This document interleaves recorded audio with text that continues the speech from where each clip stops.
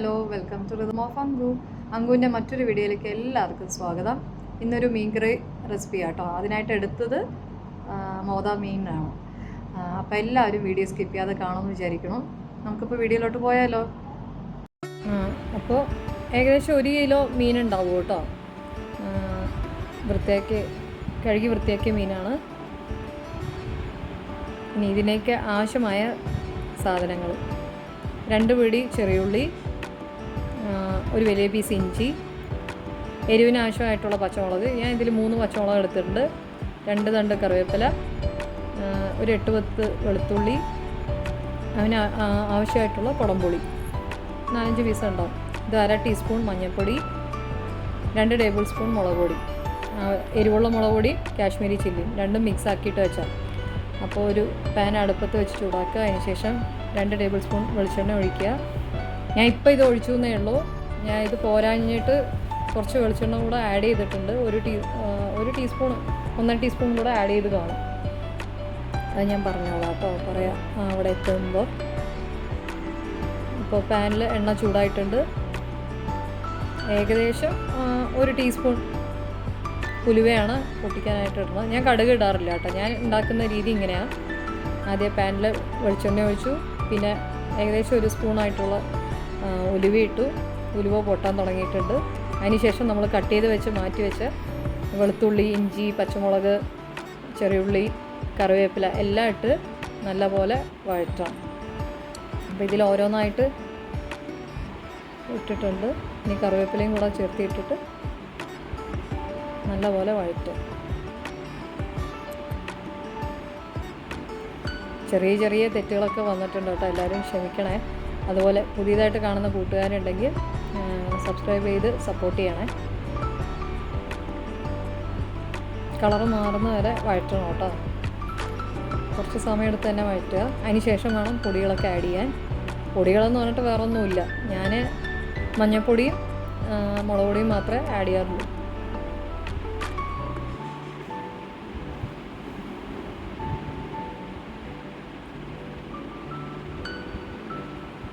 നല്ലപോലെ വഴറ്റും. എല്ലാ കൂട്ടുകാരും വീഡിയോ സ്കിപ്പ് ചെയ്യാതെ കാണണം കേട്ടോ. നാട്ടിലുള്ള കൂട്ടുകാരാണെങ്കിൽ ഹൈപ്പ് അടിക്കാൻ പറ്റുന്നവരാണെങ്കിൽ ഹൈപ്പ് അടിച്ച് സപ്പോർട്ട് ചെയ്യണേ.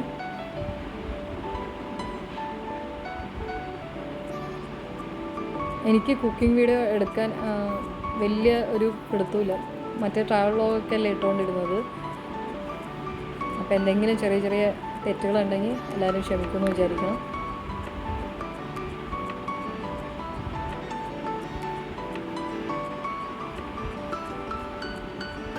നല്ലപോലെ വഴറ്റും.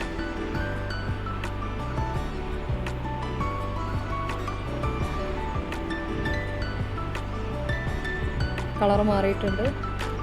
ഇനി പൊടികൾ ആഡ് ചെയ്യും. മുളക് പൊടി അത് ഇട്ടു, പിന്നെ മഞ്ഞൾപ്പൊടി,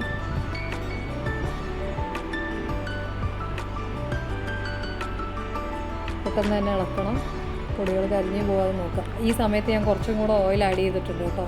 എനിക്കിപ്പോൾ ഇത് ഇളക്കി വന്നപ്പോൾ ഓയിൽ കുറവാന്ന് തോന്നി. ഏകദേശം ഒരു 1.5 ടീസ്പൂൺ കൂടെ വീണ്ടും ആഡ് ചെയ്തിട്ടുണ്ട്. കണ്ടോ, കുറച്ചുകൂടെ ഞാൻ ഓയിൽ ആഡ് ചെയ്തു. അതിന് ശേഷം പച്ചമണം പോകുന്നവരെ ഇളക്കണം. പിന്നെ ഞാൻ കുടംപുളി തിളപ്പിക്കാൻ വെച്ചിട്ടുണ്ടായിരുന്നു. ഒരു 1/2 ഗ്ലാസ്സാന്ന് തോന്നുന്നു വെള്ളത്തിൽ തിളപ്പിക്കാൻ വെച്ചിട്ടുണ്ടായിരുന്നു. ആ പുളിയും വെള്ളത്തോടുകൂടെ ഇതിലേക്ക് ഒഴിച്ചു. പിന്നെ ആവശ്യത്തിന് ഉപ്പ് ഇട്ടിട്ട് തിളപ്പിക്കാൻ വെക്കണം.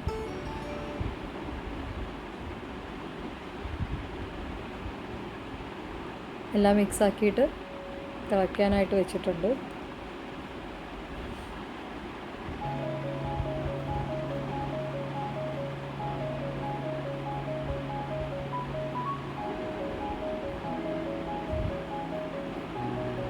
ഒന്ന് തിളച്ചതിന് ശേഷം നമുക്ക് ഗ്രേവിക്ക് ആവശ്യമായിട്ടുള്ള വെള്ളം ഒഴിക്കണം കേട്ടോ. ഒന്ന് അടച്ച് വെച്ചിട്ട് തിളപ്പിക്കാനായിട്ട് നോക്കും.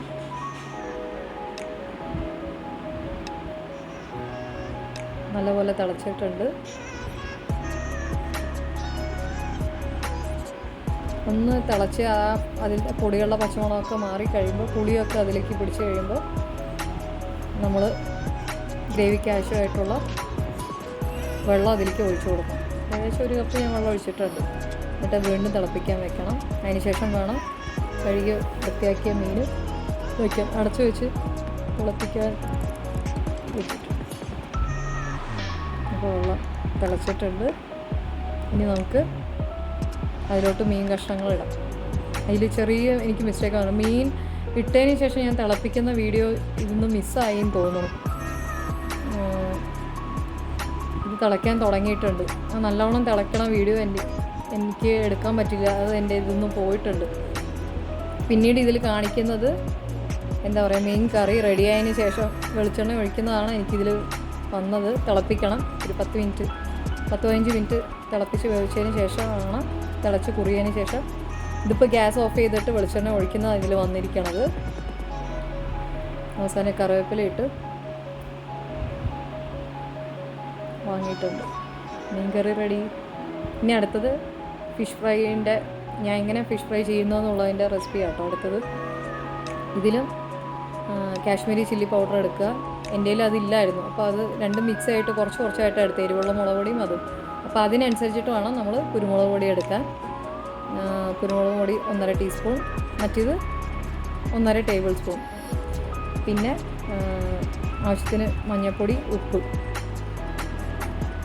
പിന്നെ ഒരു പകുതി നാരങ്ങയുടെ നീരാണ് എടുത്തിരിക്കുന്നത്. അതും പിന്നെ ഞാൻ ഓയിലിട്ടിട്ടാട്ടോ മിക്സ് ചെയ്തത്. ആവശ്യത്തിന് കുറച്ച് വെള്ളം ഒഴിച്ചു. ഇത് മിക്സ് ചെയ്ത് വെച്ച ഫിഷാണ്. ഒരു അരമണിക്കൂർ മാറ്റി വയ്ക്കുക, മാരിനേറ്റ് ചെയ്തിട്ട്. നമുക്ക് പാൻ അടുപ്പത്ത് വെച്ച് പൊടിക്കുക. വെളിച്ചെണ്ണ ഒഴിച്ച് കറിവേപ്പില ഇട്ട് പിന്നെ ഫിഷ് 2 സൈഡും തിരിച്ച് മറിച്ച് വിട്ടിട്ട് ഫിഷ് ഫ്രൈ ചെയ്യും.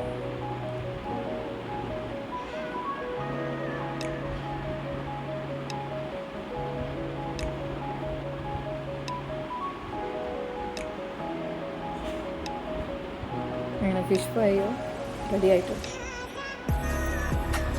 എല്ലാവർക്കും വീഡിയോ ഇഷ്ടപ്പെട്ടു എന്ന് വിചാരിക്കണം. നിങ്ങൾ ട്രൈ ചെയ്ത് നോക്കുക.